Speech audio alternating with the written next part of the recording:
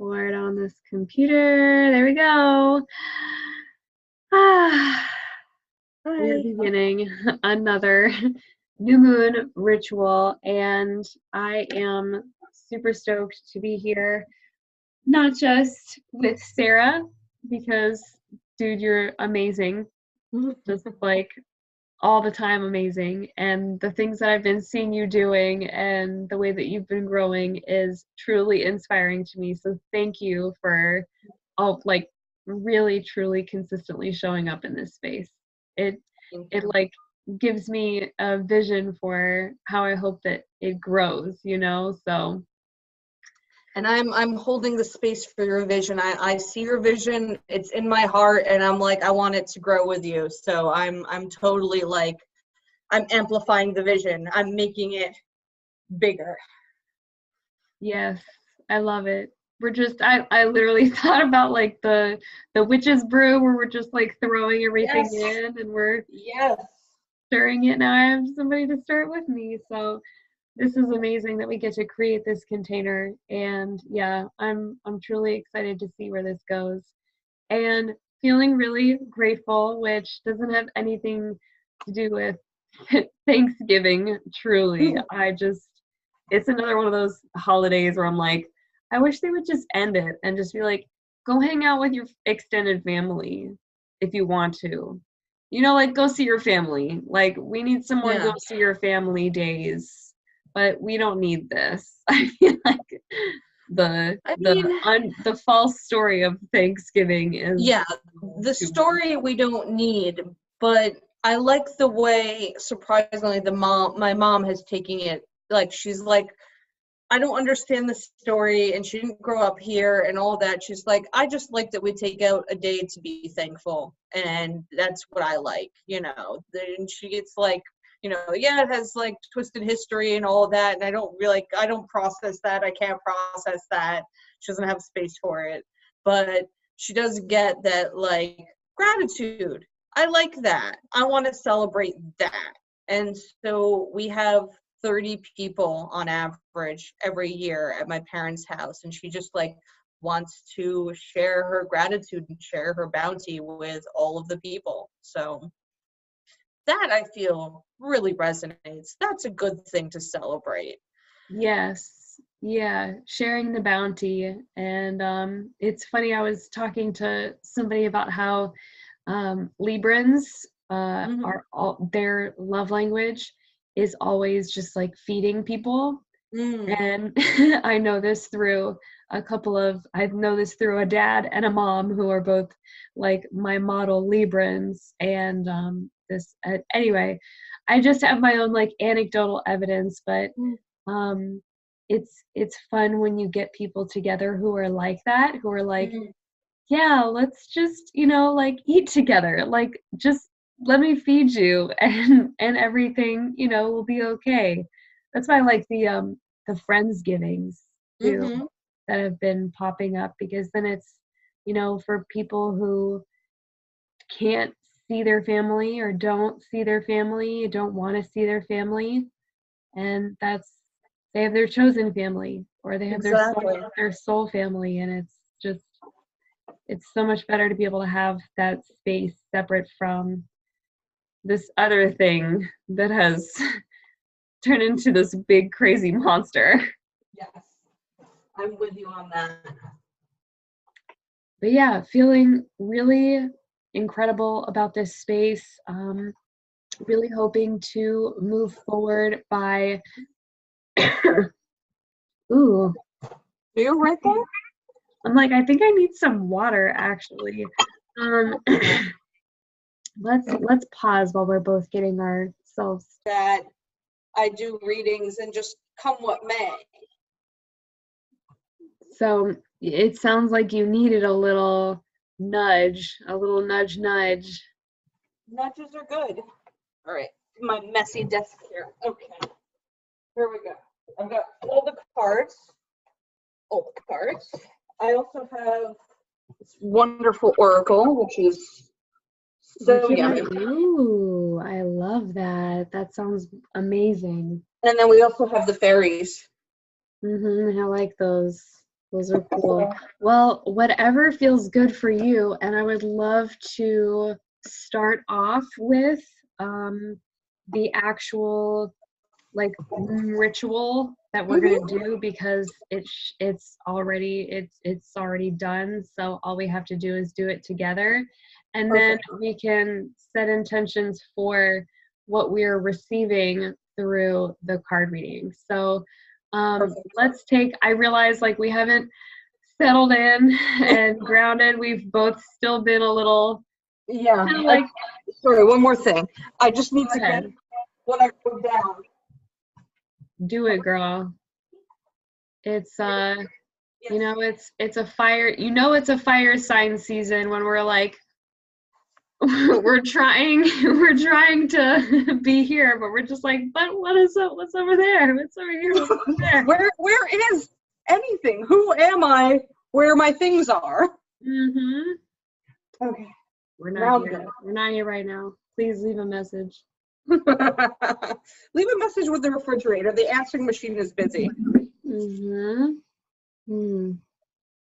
So we can just take a couple seconds to breathe at our own pace. I feel like that's the mood for tonight. And I'm just going to check the time and we'll just do that for 2 minutes because I feel like there's a little bit of like needing to find some cadence there. So if that feels good for you, let's do that.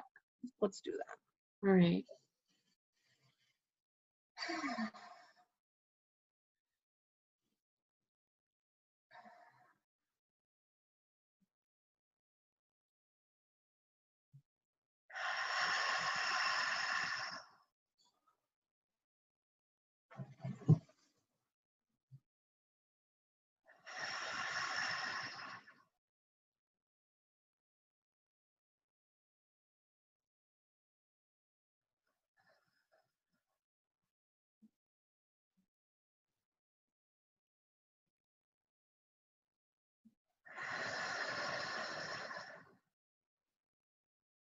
While we're doing this, start to think about what it is that you wrote on your paper, the thing that sets you off.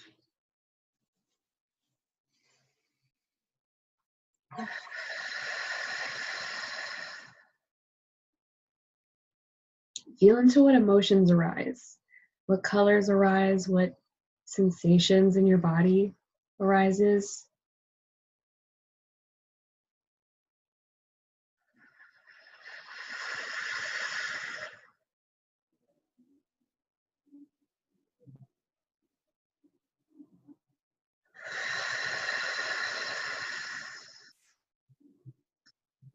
What do you look like when you're set off?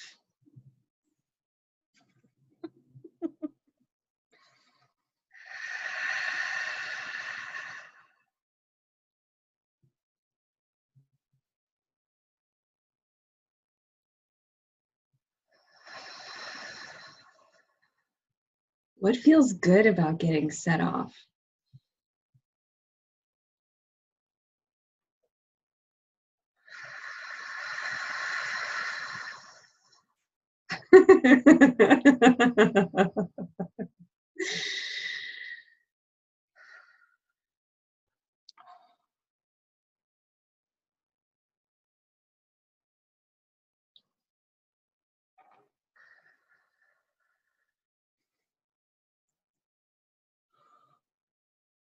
What feels bad about getting set off?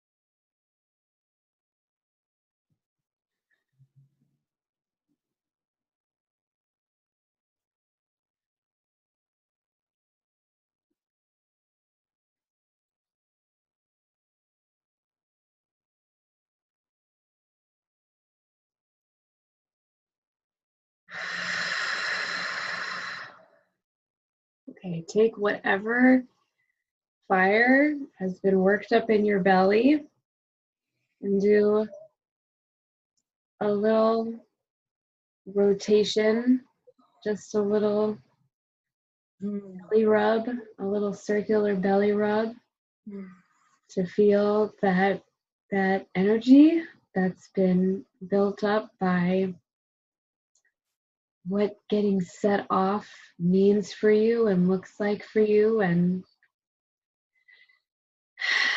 provokes for you. And then let's do just a little, kind of almost like a cord from the center. Let's just release it and even send it into, if you have your fire, I have my fire right here by me. I'm just gonna actually grab my fire. Go for it. Get your fire, get your slip of paper, and if it feels good for you to throw how you're feeling into the fire, then do that. If it feels good for you to just hold your piece of paper on your solar plexus around your gut,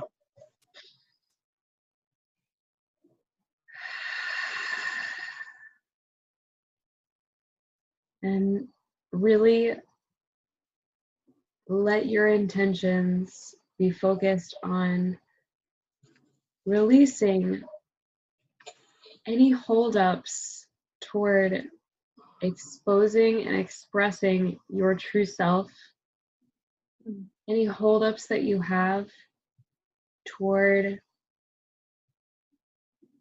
doing what feels right in the moment, any holdups you have toward forgiving yourself. Release those into the paper and any other holdups that block you from emotional observation. Because being set off isn't the worst thing in the world. It's how we feel about it that matters.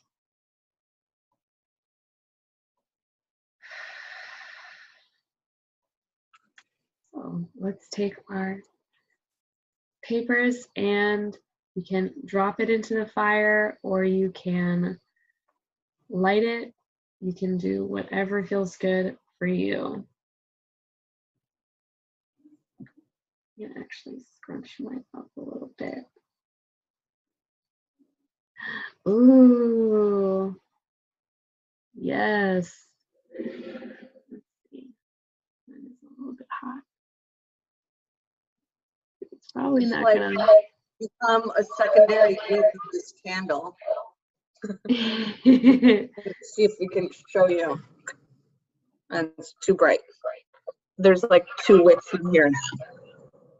That's what happens when I usually get stuff in here and I'm like, it's like soaking up the wax, so it might not actually light, but if it does, cool.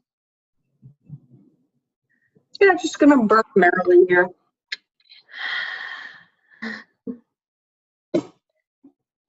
Burn it down. Burn the bitch down. Yes. So let's get to the new moon energies that we are harnessing right now during this beautiful Sagittarian season ahead of us. Yes. Go for it, Sarah. Let's see what stories we have.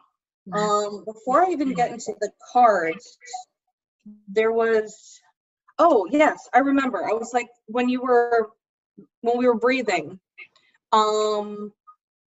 channeled, something came through and it really echoed and resonated with something that came up in meditation earlier today. And I think somehow both of them have to do with this new moon. When I was breathing just now, the song Twinkle Twinkle Little Star started singing in my head. And I'm just sitting there breathing, twinkle, twinkle, like in my mind, like, what is this music? And earlier today, the song Shimmy Shimmy Cocoa Puff Did you ever play that game, the hand game, Shimmy Shimmy Cocoa Puff, Shimmy Shimmy, yeah? You know, there was like a whole thing with the. Did you ever do that? Yes. And then there was Yeah. something about like you check on the grandma, what's going on in the head, and then like you would like, you know, have your head side to side. It was like a whole thing, and then you stomp your feet. It was like a whole thing. And I was sitting just in these moments, and I was like, what is this, these two childish things through? And I'm feeling with this moon, there's a lot of return to your childish self, return to childhood, return to innocence, return to your purest version of yourself. So that's what I would like to start with about this moon. That definitely resonates because I've seen a couple of shooting stars lately when I haven't in a while.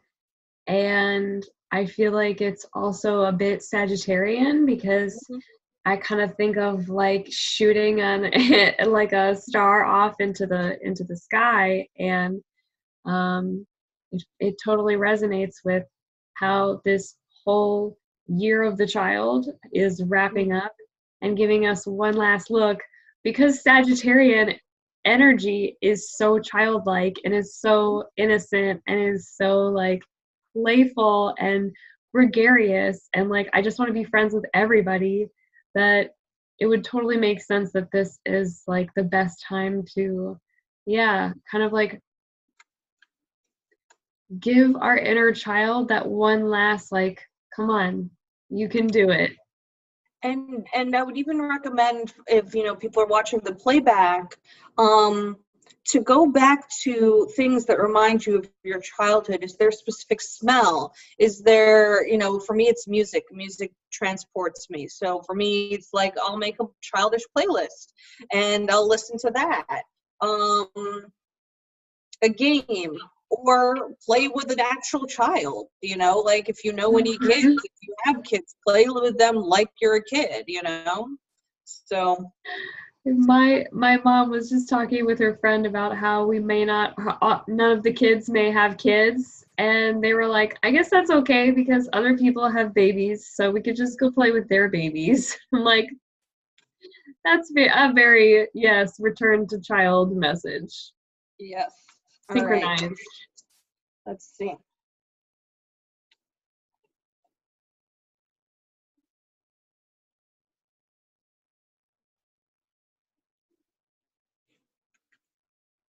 Let's see what the cards have to say.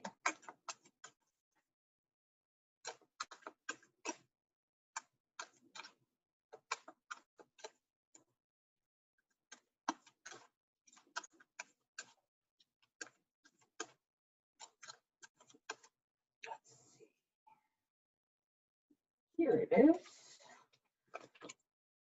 Knight of Coins reversed, Queen of Swords reversed, Seven of Swords, Nine of Cups. I always go until I get to a major. Knight of Swords, and the Sun. So we have quite a lot going on here. The Sun as well. Oh my goodness. Yes, the Sun. Wow.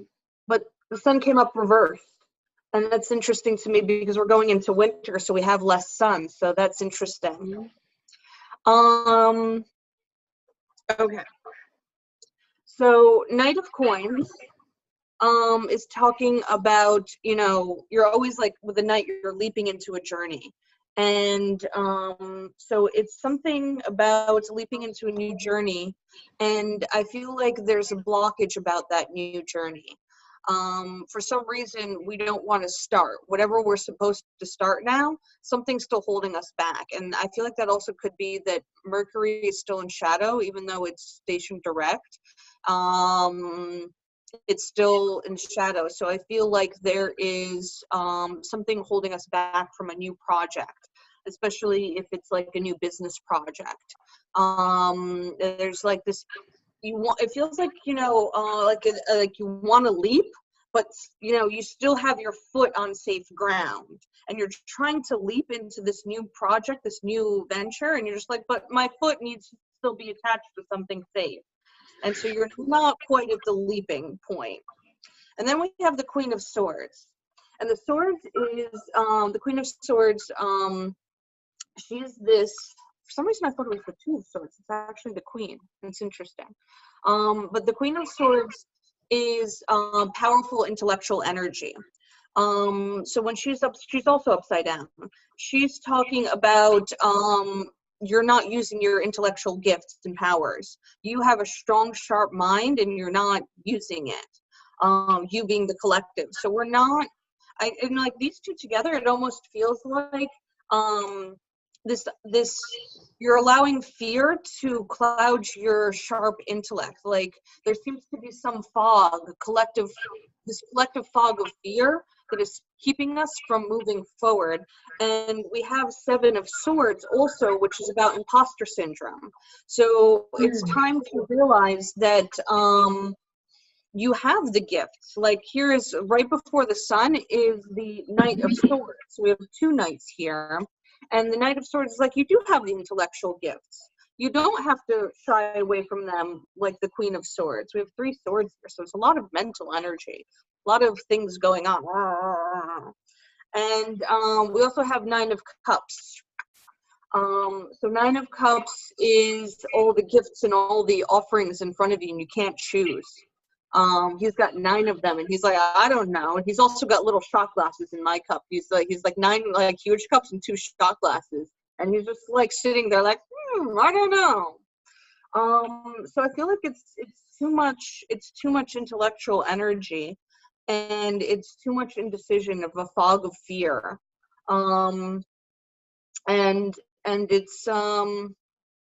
it's a fear of leaping forward into the next season. Like we want to stay in the shade. We don't want to be in the sun. We're not ready yet.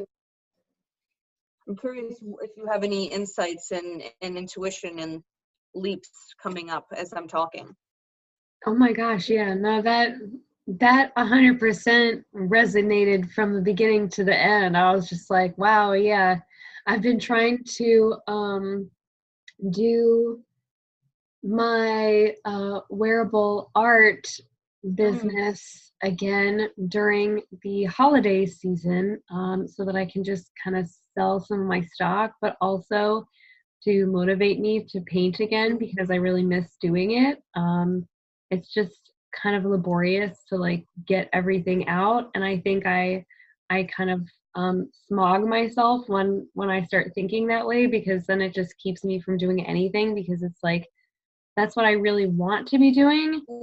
But then I find all of these other reasons and all of these other things that I could be doing, and then it's like the end of the day and it's like you still haven't done it, even though you're telling yourself how important it is. But I have felt like, yeah, like my something is stuck and it's not ready for me to be ready to put that out there again. It's definitely like a leap of faith that we're not ready to take, especially because of imposter syndrome and not stepping into our powers. The Queen of Swords is the intellectual powerhouse that we are.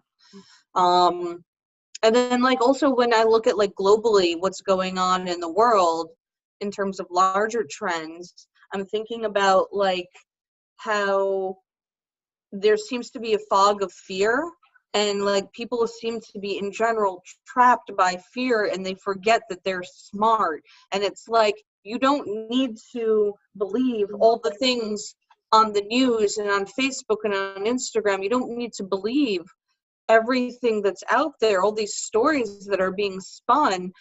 We have forgotten as a society that we're smart, discerning people, and we can choose what we want. We can choose the gifts, and we can go into battle if we want to, and it's and people have forgotten this, and there's just this fog, this like we can be in the sun, but the sun is upside down right now. So yeah, I also want to pull one of these. Oh yes, please. I love these.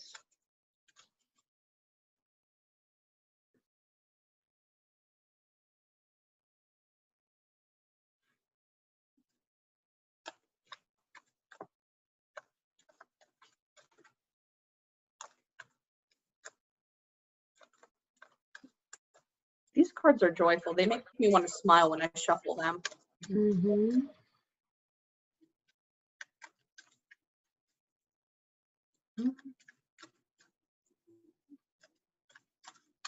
Oh, what?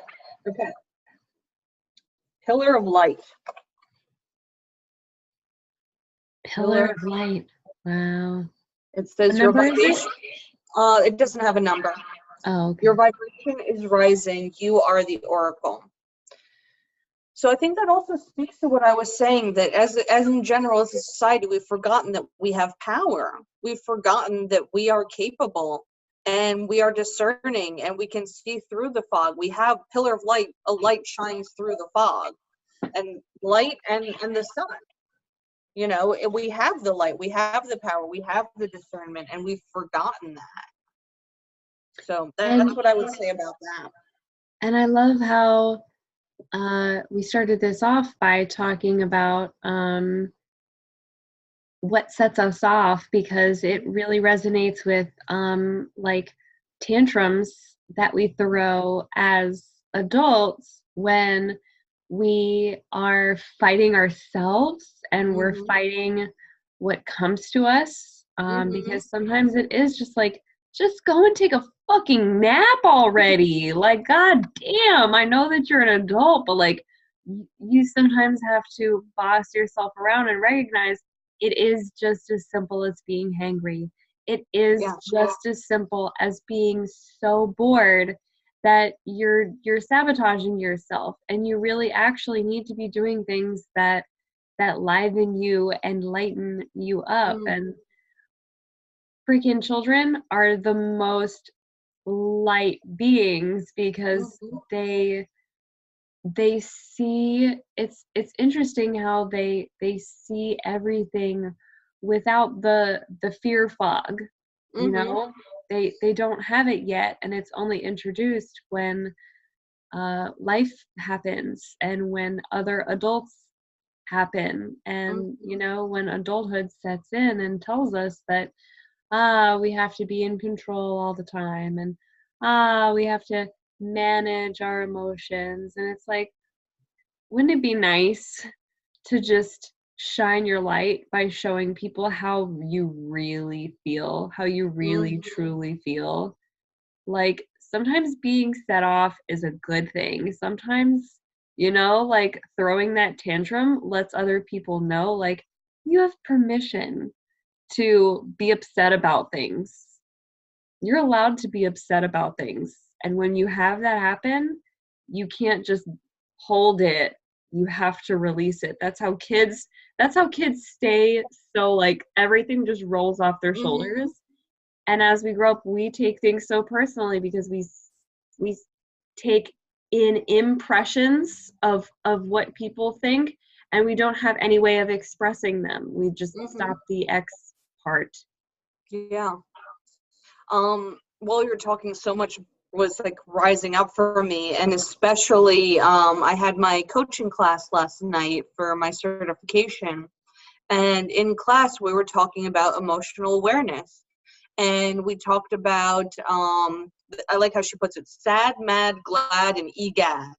And that's the way that you can know, like, what are the four basic emotions. That's the way to remember what are the four basic emotions. And mad, anger, is an alchemy, and it is energy, and it is passion, and it is vital for life and for energy. Nothing will change without anger. You have to be angry enough, you have to be set off enough to be like, listen, this is wrong, this is what happened, it was wrong, and I'm expressing my anger, and we're going to do something about it now. Like, this is not okay. And it's also wonderful for showing when a boundary has been crossed. Like, we're, especially as women, we're taught that we shouldn't be angry because we'll be perceived as a bitch, right? That's not okay. Like, why don't you smile more? Oh, she must be PMSing. It must be the menopause, you know? All those messages that we get, you know, oh, you're so much prettier when you smile. And all the messages that we get about, you know, that we're supposed to be palatable and not angry. And the real truth of it is that suppressing our anger is a way to stop that energy from being released and for things to change. Because if we can't get angry, then things don't change. So by pushing down anger, then there's no catalyst for change. There's no alchemy. There's no, hey, this is not right. And let's talk for 1 second about how white supremacy created the story of the angry Black woman, so as to not only suppress her, but to suppress them, because the very true foundation of African American culture and Caribbean culture is the women, the matriarchal structures. And without all of our brown women to raise all of our white babies and to stay where they are so that white women can keep moving up the ladder while Black women and brown women stay behind, like, that is white supremacy in action. And it's 100% a part of the kind of like decolonizing of the way that we view ourselves and view the people around us, sticking up for Black women and saying whatever she's mad about, she probably has a fucking right to be mad about it, because she's been told billions of times in her life that she's not only not allowed to be angry about things, but that it could get her in very serious trouble and have very horrific consequences that I can't even imagine. I can't imagine walking around in the body of a Black woman who is not allowed to be angry. Like, that's,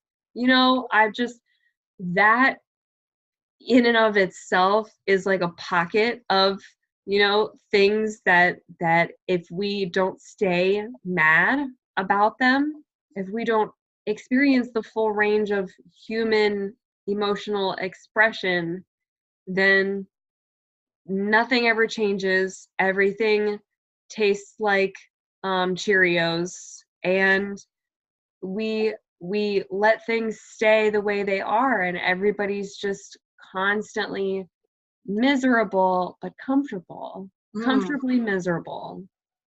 But are they comfortable And though? kids, I was gonna say, kids aren't that way. They can't stay comfortable with their misery. They just don't. They don't know how to do it. They have to physically get it out of their bodies somehow. And go ahead. That just like sparked to me. Because we're also, what I'd like to bring in also is we're talking about this from a neurotypical sort of way. And bring it. And for somebody who's on the spectrum of autism or neuroatypical in some way, they also cannot live with misery in their body, which is what stimming is all about. You will see very many autistic or on the spectrum or atypical will do something to stimulate themselves. Sometimes it's like chewing on something, sometimes it's tapping. It can be any sort of behavior to stimulate some, in their body, because they can't just sit the way that, we're supposed to in school or whatever it is. So in the neuroatypical brain, they also have no capacity for comfortable misery. Like, they can't do that. They need comfort and will not tolerate. And we look at them like, that's super weird. Why don't you sit there for 8 hours a day and be miserable and uncomfortable like the rest of us? And they're like, but my body has no capacity for that. My body physically cannot tolerate that. When I'm done, I'm done. And I'm like, that's something we need to learn as a society. Like, we think that's weird and crazy. Look at, so-and-so, he can't sit still. Like, what's wrong with him? It's like, well, we're not designed to sit still. Yeah. What's wrong with all of us?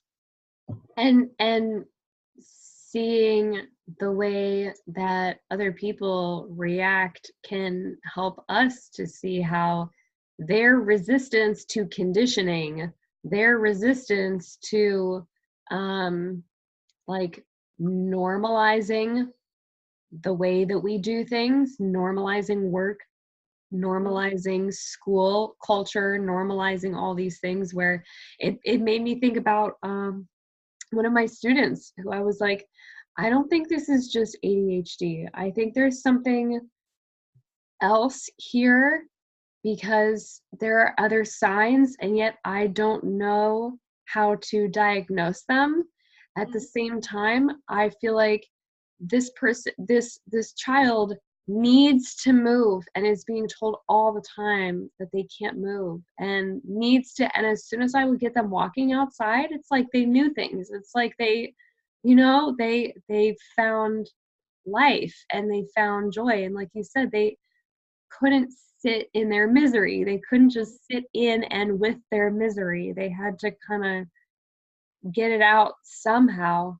And again, this is, I think that goes to your point, as well as the very notion that children are pliable and flexible and malleable and plastic, and they are impacted by a lot of trauma that they process in very fluid ways, so that they can make it to adulthood. And we, like with the imagination land and everything, we lose imagination land, and we lose the ability to be flexible and kind of roll through some of the setbacks that we encounter. I know that children don't have the ability to do the emotional processing that's necessary, but I think there's also something to be said for like that the thing that we talked about earlier, which is not taking things so personally and just expressing things when they come up, and saying something in the moment and acting in the moment. Yeah, all the things. I'm with you.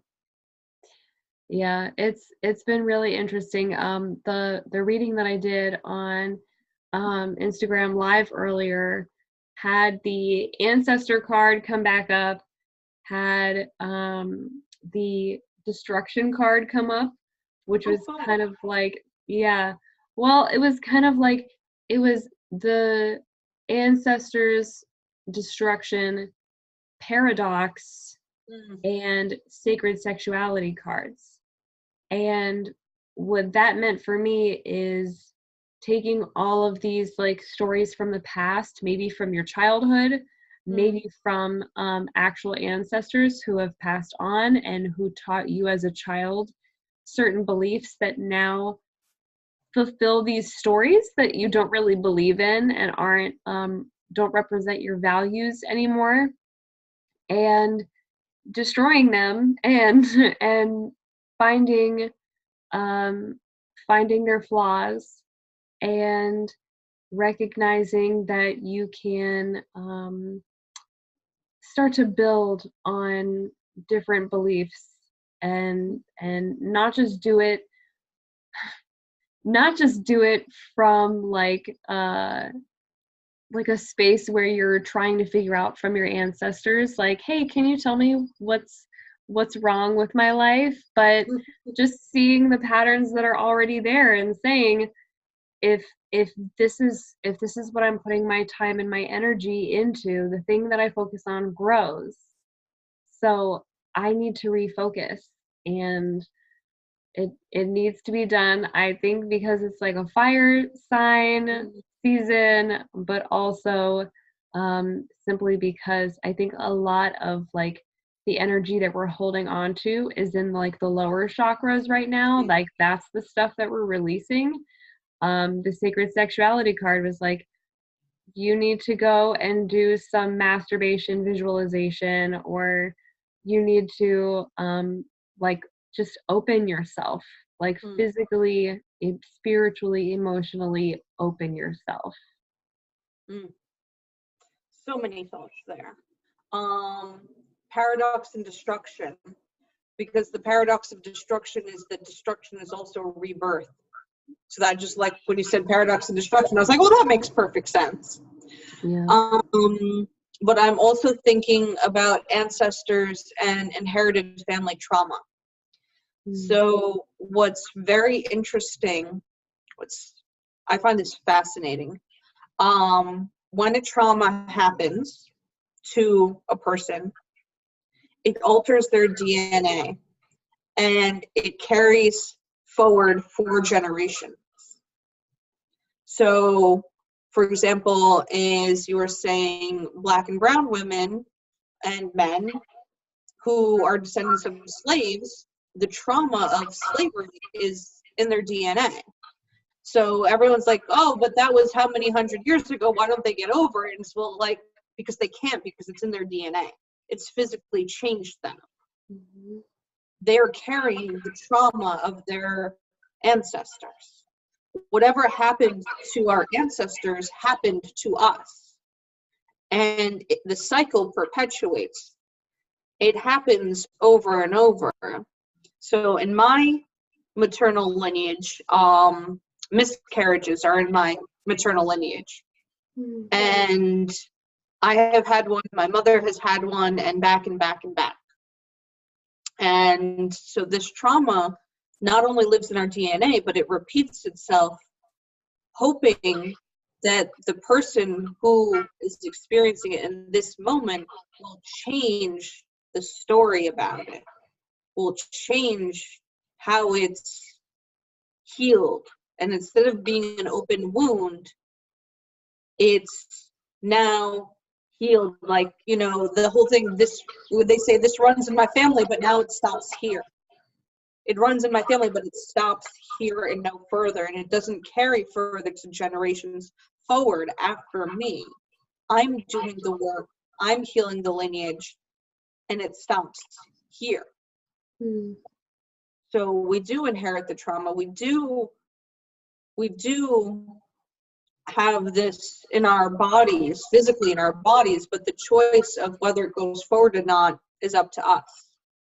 Are you willing to do the work for your lineage? Are you willing to do the work so that even if you don't have physically born children of your body, it's an energetic lineage, because you do affect the next generation energetically, even if not by passing on your DNA.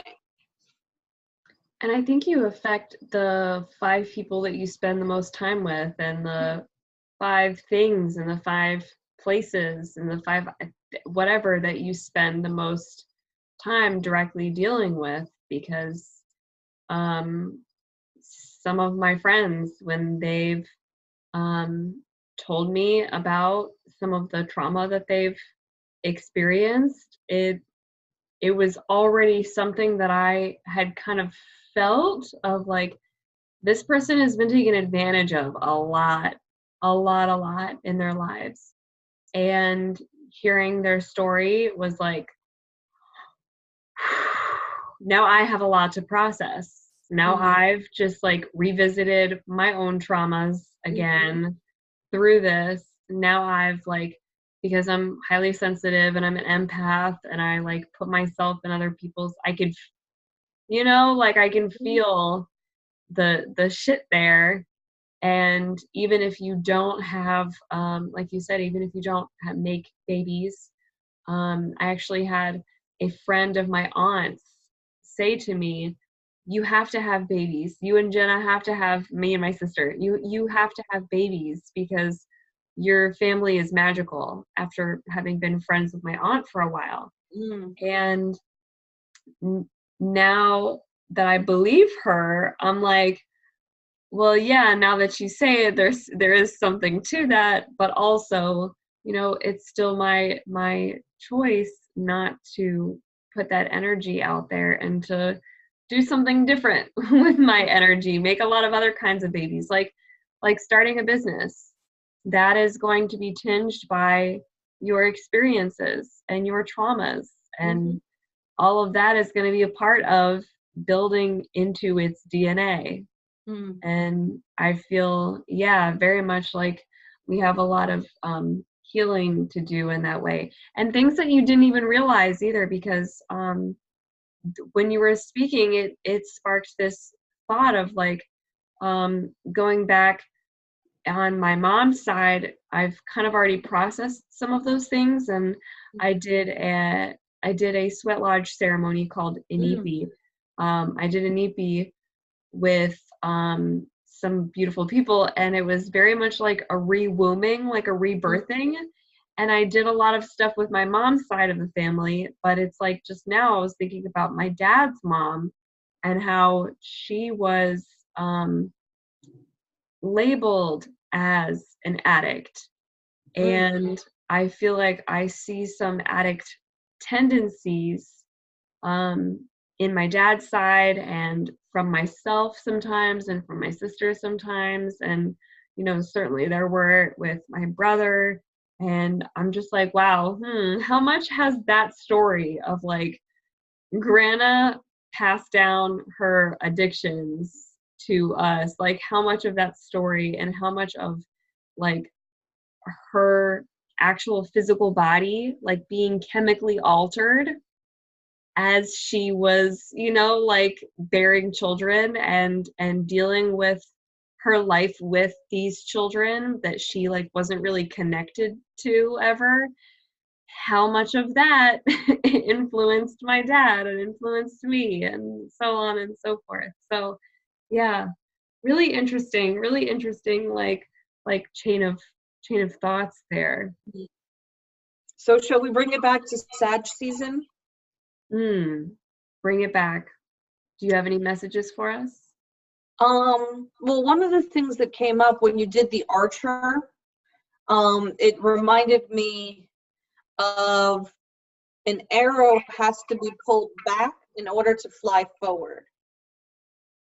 So all this pulling back, which is very uncomfortable because you're being dragged backwards and you're like, wait, I don't want to go backwards. I don't want to go back into those things.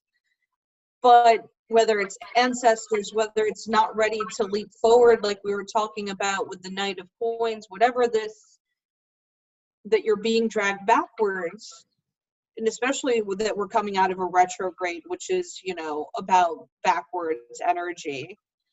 All of that feeling, all of that drag backwards is necessary if you want to fly forward and hit a target in the future. Yeah, and I think on a similar note, it's not just that our target is as far as we can get. Our target needs to be the moon. It needs to be the sun. It needs to be the biggest and the brightest and the best. And then if we land among the stars, we'll know that we've gotten somewhere. But sometimes we just kind of like we sabotage ourselves by half-assing it when we do try. And then we end up kind of almost like, those planes that go up and they take you into like zero gravity, and then you come back, it's like, I was playing with space. I was playing with being out of control and in a chaotic environment and not knowing what's next, and really truly having faith that the universe, when I set myself in one motion, that it's going to keep me in that motion, and that I just have to keep going no matter what. I can't flinch. I can't fucking flinch on my way there. I just have to keep myself energized toward it. Like we 100% are being pulled back, but it's for a forward launch that really supports all of the faith that we need to keep burning, like faith is fuel. Faith is literally what fuels us and motivates us to see things through to the end, because there's never any assurance that we have that we're going to see things through to the end. that we're going to have a good outcome other than faith. And some people don't believe that they have it. Even people who are very logical. I think that's probably why we got a lot of swords cards, because it's like, even if you're the most analytical person, you can't analyze your way to a perfect outcome. You know, meteorite showers are going to are going to take place whether you like it or not, whether you see it coming or not. That's the other one. Ooh. Yes. All the yes.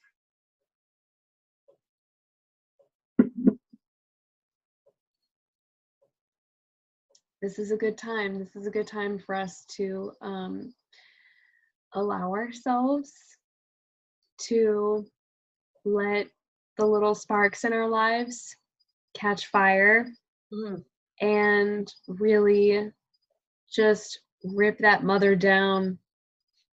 And whether it's the past, the stories from the past that are holding us back, or whether it's those obstacles that we think we're seeing in the future, those people who pose as obstacles right now because they're one of the top 5 or the top 10 people that we spend our most energy with, and we know we shouldn't be. We know that they're people who are actually the ones that, like, you know, they're like the window pane in front of the arrow. It's like, I'm ready, I'm in a holding position, but I can't do anything because otherwise I'll just go splat, and then it won't matter because I cared too much about what that other person thought. I cared so much about what that other person thought that I didn't make a move because I was afraid I would go splat. It's not only go splat, it's shatter the window. Arrow, because when you said there's a window, there's glass from me, I was like, it's not a splat, it's I'm gonna crash into it and it's gonna shatter. That's the force of faith. Yeah. That's the force of faith. Once you realize, like, anybody who thinks that they can get in my way, anybody but I think that's why we have to take it back, and we have to go back to, like, the children's, like, this is how you hurt me. I feel angry when this happens, and you did this, and I don't like that. And being really clear with ourselves about our emotions, but also not being afraid to let emotionality stand in the way of being an adult, because being an adult doesn't mean having your shit together all the time and having control over every little thing. Being an adult means having lived enough years to know I have full capacity to decide if I'm going to be happy about this or decide how I want to feel about this. It's not just, you know, it's not just the number of years that you're alive. It's the experiences that you accumulate. And it doesn't mean that you have to, that doing things as a child would, which means freely expressing your emotions, is a bad thing.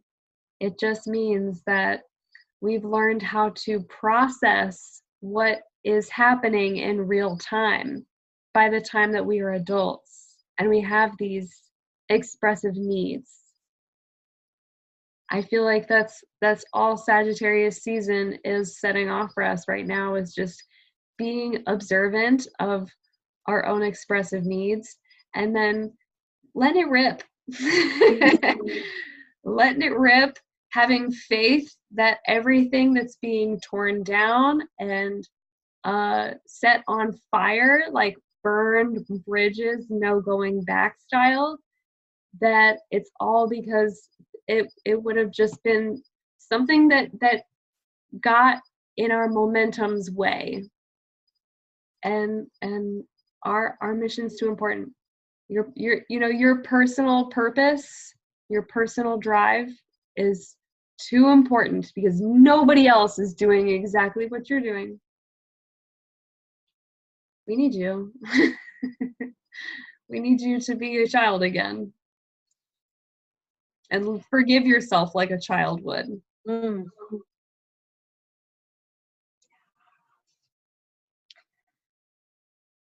You remind me, some people age, most people age, but don't grow. And that's it. That's so funny because that's the thing that set me off. That's what I wrote on my paper, is literally like resistance to growth. I think that's the one thing that really sets me off is anything that's like, no, this is the way it is, or no, I'm not going to listen to you because I don't really care about understanding you. No, I'm just, okay, well, stay in the past then. Stay in the past. Don't come with us. Go back. Stay in your trauma. If you'd like to be re-traumatized over and over, you can do that. But you stay there. The rest of us are moving forward. Right. I need to grow and expand. I need that. Not all the time, because that's what cycles of growth are for. I'm not supposed to be growing and expanding all the time. I know, it's exhausting. But it's also like, you know, when you feel yourself getting pulled back into the slingshot again, you can't do one of these where you're, you know, like in resistance to it, because then you're just gonna, you're choosing to suffer more by not releasing the pain that it's supposed to propel you past. You know, it's incredible how much people will dig their heels in, and I think maybe some of that is in my future, so I get to see myself dig my heels in, and then I get to recognize just how much I criticize other people for doing it when I do that shit too, and then it comes full circle. Calling it in. Yes. Order to the universe. All right. Do we have any other final closing comments? I don't know. I think we've covered a whole range of huge topics in some amount of depth and shallowness. We've run the gambit of of expressive experiences and oh gosh, forgiveness 100%. So I love it. I love connecting in this way. I'm always going to be grateful for this space, and I'm ready to end this evening. Today was a great day. It was a great day. Did some great magic. We have a new moon. We're ready. We got the messages. We know the work that we need to do. And just take it out into the world now. No resistance. That's the thing I love about like knowing what we're getting into in 2020 is like we got to learn to surrender, stop resisting, and we have to learn that we can't always see what's ahead of us, and that doesn't mean that there isn't a greater vision. So one last quote. It is only when we let go of all of our defenses that we become invulnerable. Ooh! Right? That hit good. That hit really good. Wait a second. I'm gonna have you say this on Instagram because that's really fucking good. All right, I'm gonna say final words for the night, and that'll be your cue, okay? Okay. All right. Final words for the night. It is only when we let go of all of our defenses that we become invulnerable. Final words for the night. Amazing. All right. I'm gonna tag you. Thank you. And Oh, I love that we end with putting it into Instagram because it's like putting all the vibes into the Instagram cauldron. we're mixing it all up. It's amazing. It's amazing how much we can do with so little. Like, I'm just in awe of us and like magic in general. Magic in general. Yeah. All right. Thank Done. you for creating this space and for holding the new moon gatherings. I love it. I love you. It's awesome. We're awesome. We do all the things. I'm voguing my heart.